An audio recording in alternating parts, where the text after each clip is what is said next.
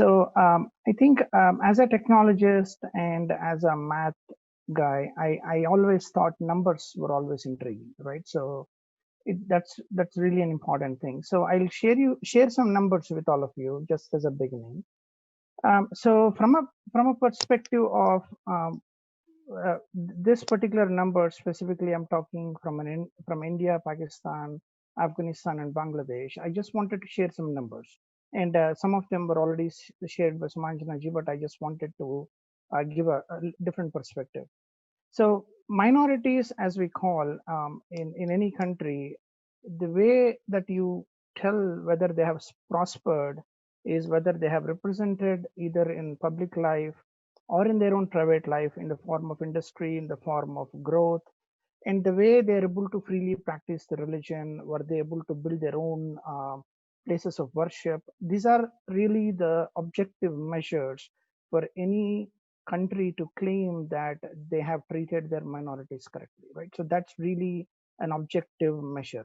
So I'll give you three examples. I come from a state called Andhra Pradesh, which is in the south, not really in the southernmost tip, but the southeastern tip of India. In my state alone, the last 10 years, we have seen more than 3,000 churches built, more than 6 to 8,000 mosques actually given land to be built. This is on the ground. I have people on the ground who actually see the work and they give us reports on this. See, this is an indication that how a majority population like Hinduism or people who follow Hinduism treat their own minority brothers and sisters. Right. So at the end of the day, here is what I want to say.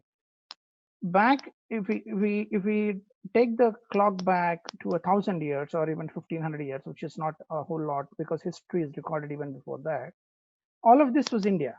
Afghanistan was India, Pakistan was India, Bangladesh was India, Nepal was India, everything was India. So all of this existed as one big landmass without any divisions. So when the partition happened in 1947, minorities in Pakistan, which includes Hindus, Sikhs, Christians, Buddhists, everyone, were about 23% based on their survey. And now it's about 3%.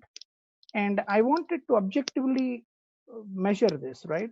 How many new temples were built in Pakistan in the last 70 years? It's just a simple question that I ask myself, right? How many people there have really survived in the public life? How many actually risen in life? How many have started their own industry from a minority standpoint?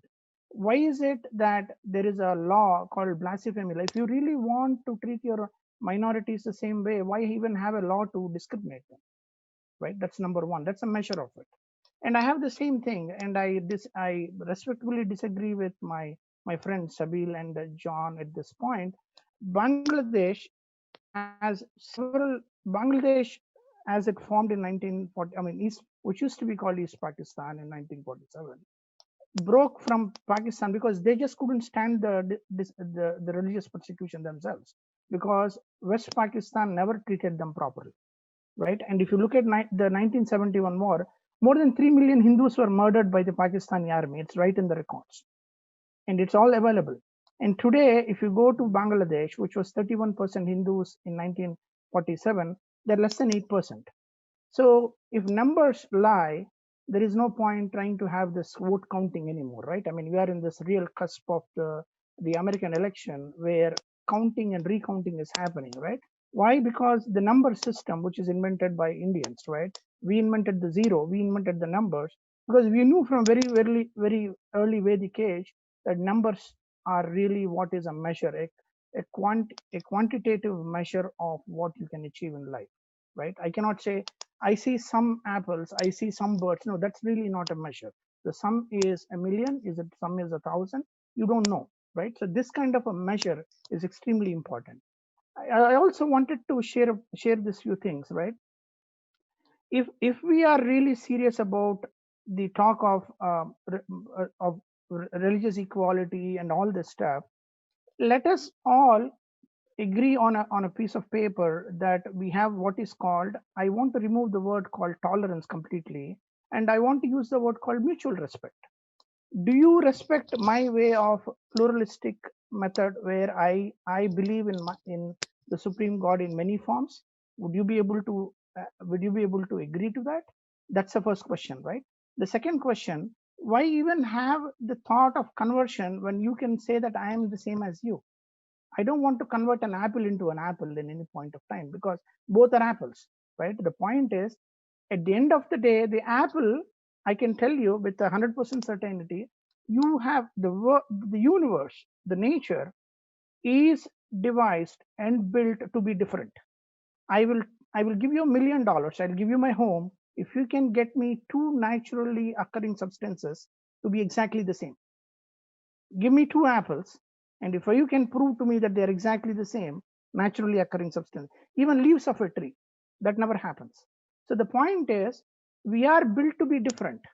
I don't want to convert into anything, neither do I want to convert somebody into something. So my humble submission to everyone on this panel is, talk is something, objective method of evaluation is something, and what is written in the books is three different pictures, right? So here is my humble submission. I am willing to debate every single line of my Vedic scriptures, including the one Veda which has four parts, the Upanishads, the Puranas, the Aranyakas, the Brahmanas, and I am willing to take away the verses, the lines that hurt other religions. I am going to ask this panel respectfully: is everyone else ready to do that? The question is, what you teach, and as Somanjana ji mentioned so well, what you teach in schools or madrasas or wherever is what shapes people. If you are teaching the same thing over and over again and you're expecting to come out with a different product, you're not going to get that different product. The point is, I am asking the panel in a very respectful manner, if we are willing to do this objective analysis and a measure of every book and look at what is right and what is wrong, I am willing to say this book is wrong. I would like people to come forward and say that their books are wrong, right? And then there would be no law for that. And the reason I say why my book is wrong is not because I'm somebody great, because I don't have to worry that somebody is going to persecute me for that. I can get up and say, I don't believe in this book. Nobody is going to give me some kind of a capital punishment for that. If I leave Hinduism, for example, tomorrow morning, you know what my mother will say? You find it yourself. It's a self-embodied learning, your embodiment of learning things, right? I'm not under any diktat or anything to learn something. If I'm a seeker, I will get it. If I don't seek, I will end where I am. So I humbly submit to everybody, the objective analysis and numbers do talk. And if people are willing to do that, that's really a step forward to this kind of organizations that strive towards what is called as religious freedom and religious understanding and the ability to come together as one team. So I humbly submit that. Thank you very much. Namaste.